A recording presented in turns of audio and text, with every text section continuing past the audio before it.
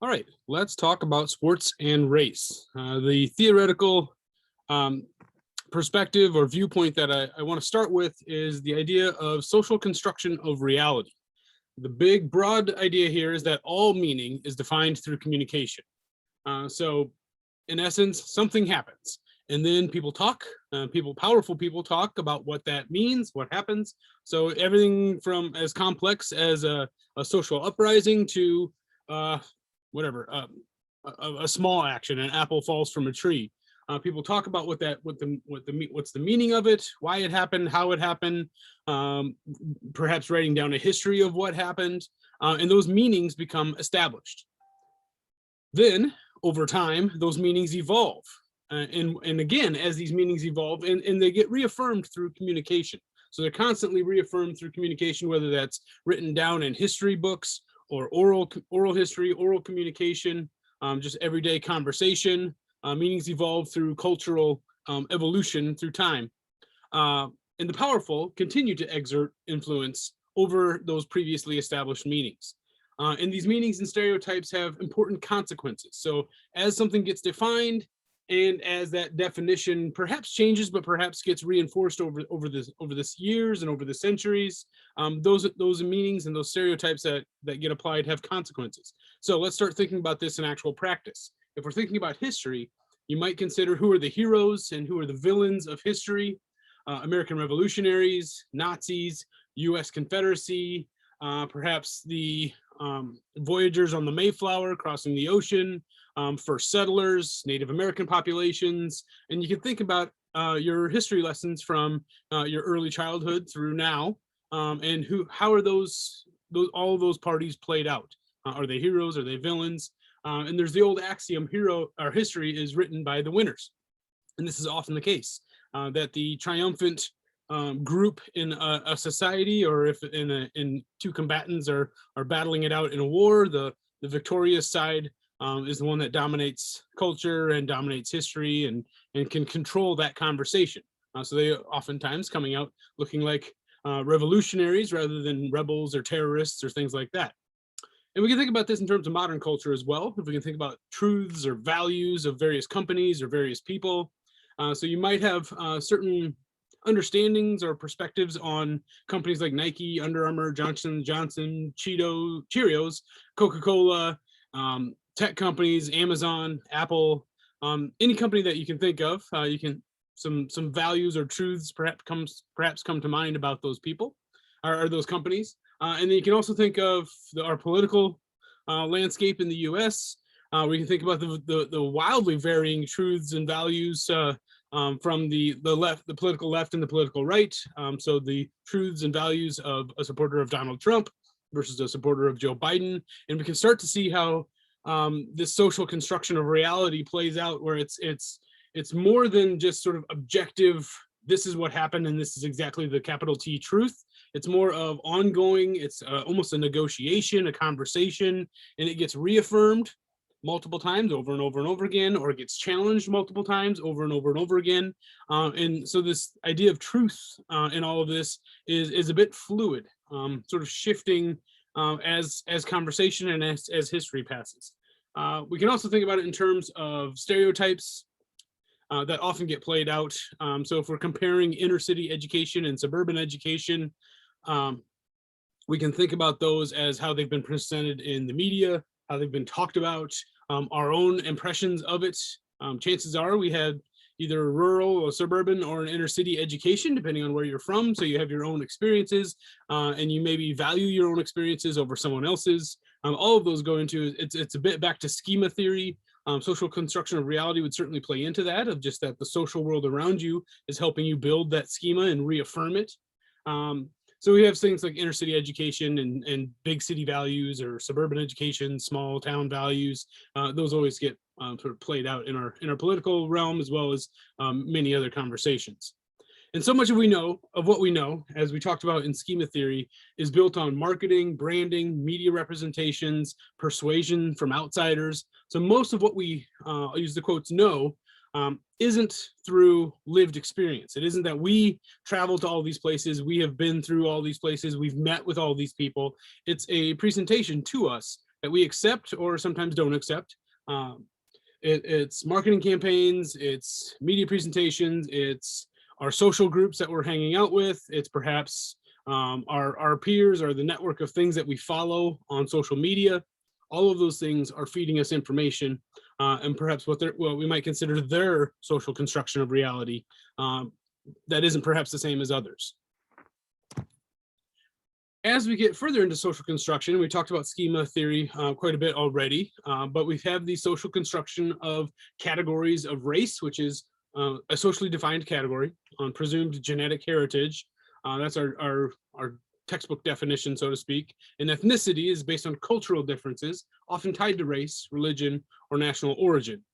The challenge is that those relatively basic definitions don't really fully encapsulate what how we perceive race and ethnicity in society. That's much more connected with schemas or stereotypes about races and ethnicities. And they become very, very powerful over the centuries.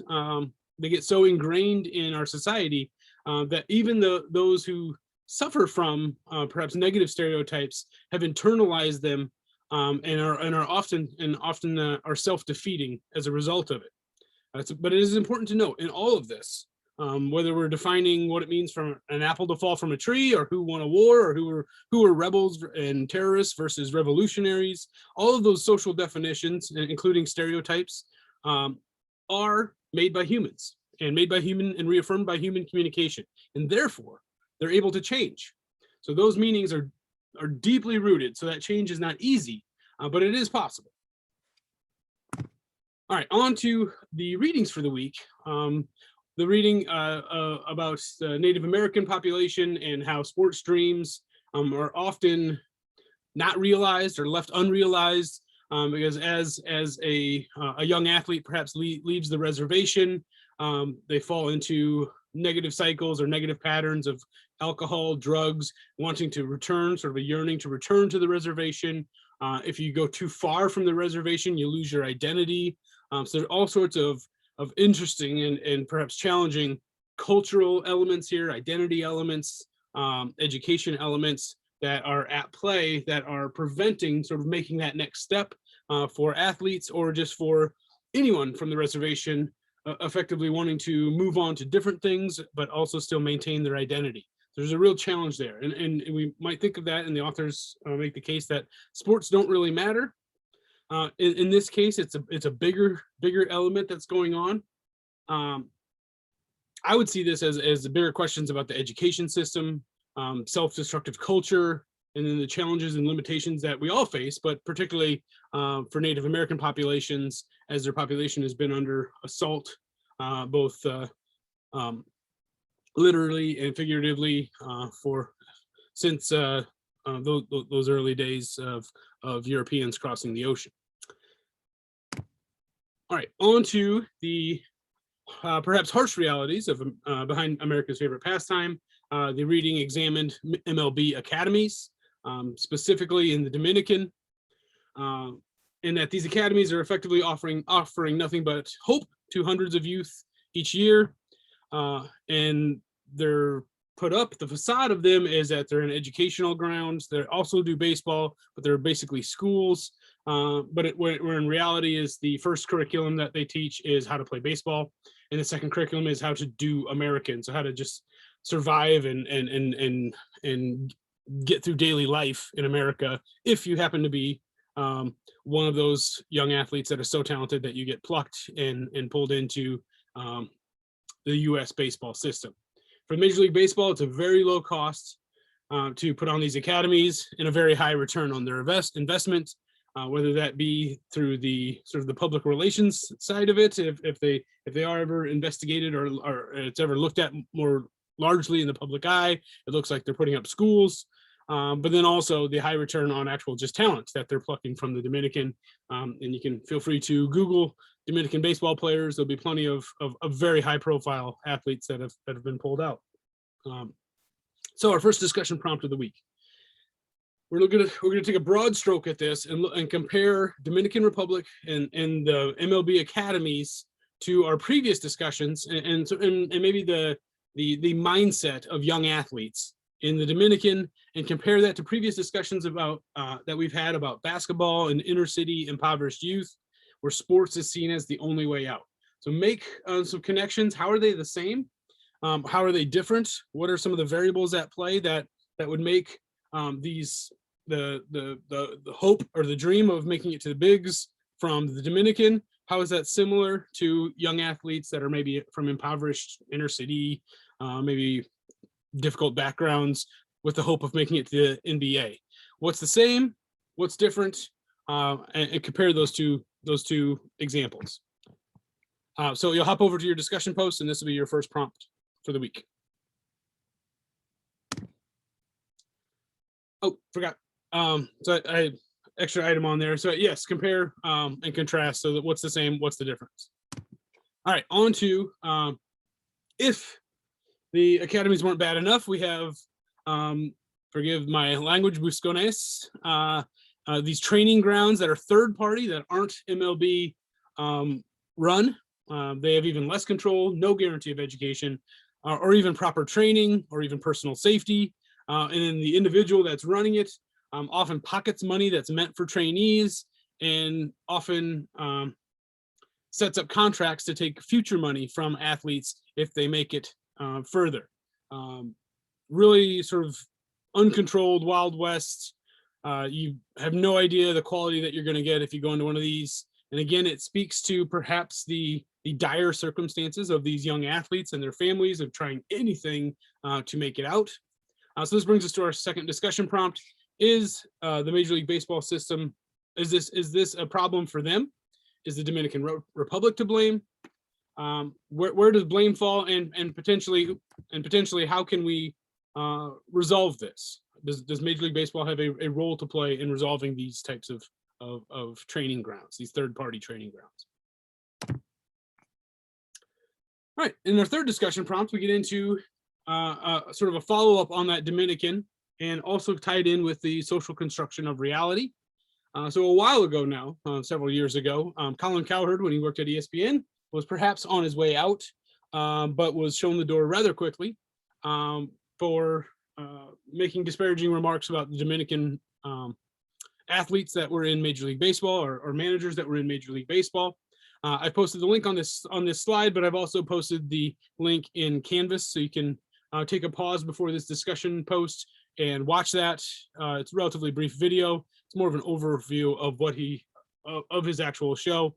So when the herd was on ESPN, again, saying disparaging remarks about not only the education system in the Dominican, but effectively the cognitive abilities of Dominicans, which is a very separate issue from a sort of an educational organization to actually talk about sort of the intelligence or potential intelligence of Dominican athletes.